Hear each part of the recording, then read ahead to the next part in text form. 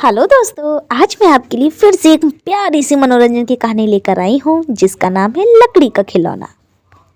एक बार एक खिलौने वाले ने बहुत प्यारे प्यारे खिलौने बनाता था और वो उनको अपनी ही दुकान में बेचता था। एक बार उसके मन में विचार आया कि क्यों ना मैं एक लकड़ी का खिलौना बनाऊं। उसने लकड़ी ली, बनाई और बहुत प्यारा सा खिलौना बनाया, मानो सचमुच का उस एक लड़का हो। अब वो उस खिलौने से बातें करता, अपने साथ रखता और अपनी दुकान पे रखता। वो दिन भर उससे बातें करता था और हमेशा कहता था कि ये मेरा सचमुच का बेटा है, क्योंकि उसके पास कोई भी नहीं था। उसका वो अब खुद का अपना बेटा वो कहने लगा। अचानक एक बार वो बहुत परेशान हो गया और बोला कि काश ये मेरा असली का खिलौना होता, ताकि मैं इससे खूब सारी बातें करता। कहीं से भगवान से वो बहुत प्रार्थना करता था और प्रार्थना करते करते वो सो गया। अचानक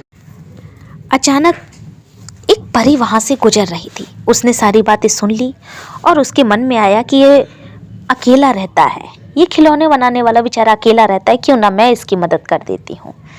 तो उसने उस गुड्डे में अचानक से जान डाल दी। जैसे ही वो गुड्डा जागा, वो खुश हो गया और परी का धन्यवाद दिया कि हे परी, धन्यवाद, तुमने मुझ में जान डाल दी।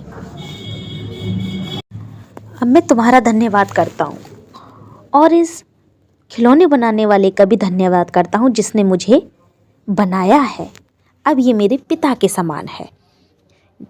सुबह होती है और जैसे ही खिलौने बनाने वाले ने देखा कि उस लकड़ी के खिलौने में जान आ गई, वो अचंभित हो गया, चकित हो गया और बहुत खुश हो गया कि इसमें तो जान आ गई, और उसको गले से लगा लिया।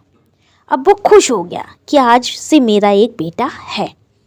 इससे वो खुश हो गए, हमेशा अपने साथ रहते, खाते पीते खेलते और अपने दुकान पे रहते, खिलौनों को बेचते थे।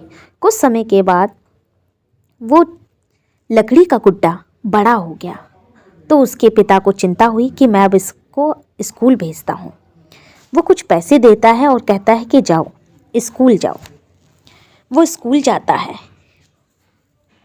धीरे धीरे जैसे ही वो स्कूल जाता है, उसकी नज़र एक सुंदर सी, प्यारे से और बड़े से खिलौने पर पड़ती है, जो लकड़ी का ना होकर प्लास्टिक का था। उसके मन में विचार आया, क्यों ना मैं इन पैसों से स्कूल ना जाकर इन पैसों से मैं वही खिलौना लेता हूँ। और वो ले लेता है। रास्ते में वो परी फिर आ जाती है और कहती है, तुम ऐसा काम क्यों कर रहे हो? उसने कहा, मुझे ये खिलौना अच्छा लगा और मैंने ले लिया।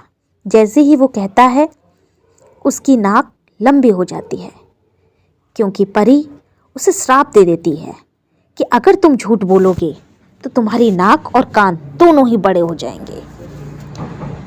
फिर वो कहता है कि हे परी, तुमने ऐसा क्यों किया? उसने कहा, नहीं, तुमने गलती की है, इसलिए ये सजा के लिए मैं तुम्हें कह रही हूँ। वो घर चला जाता है। अब अपने नाक और कान को देख के बहुत दुखी होता है। वो अपने पिता से कहता है कि हे पिता, उसके पिता पूछते हैं, वह अपने पिता से कहता है कि मेरे नाक कान बड़े हो गए। उसके पिता बहुत दुखी होते हैं कि ऐसा क्यों? तो वो अपने पिता से कहता है, अपनी सारी बातें बता देता है कि आपने जो पैसे दिए थे वो मैंने खर्च करके एक खिलौना ले लिया। और जैसे ही वो कहता है और खूब रोता है, जैसे ही कहता है, उसकी नाक और कान दोनों ही ठीक हो जाते हैं। वो उस परी का, और वहाँ पर परी आ जाती है, वो परी का भी धन्यवाद कहता है और आगे से कहता है कि हे परी, मैं तुम्हारा बहुत बहुत धन्यवाद करता हूँ और आगे से कभी भी अपने पिता से झूठ नहीं बोलूँगा। अब मुझे तुमने ठीक कर दिया है, मैं तुम्हारा बहुत बहुत धन्यवाद करता हूँ। और उस पिता भी धन्यवाद करते हैं। समझे बच्चों, हमें कभी भी झूठ नहीं बोलना चाहिए। अगर मेरी कहानी आपको अच्छी लगे तो प्लीज़ सब्सक्राइब करना।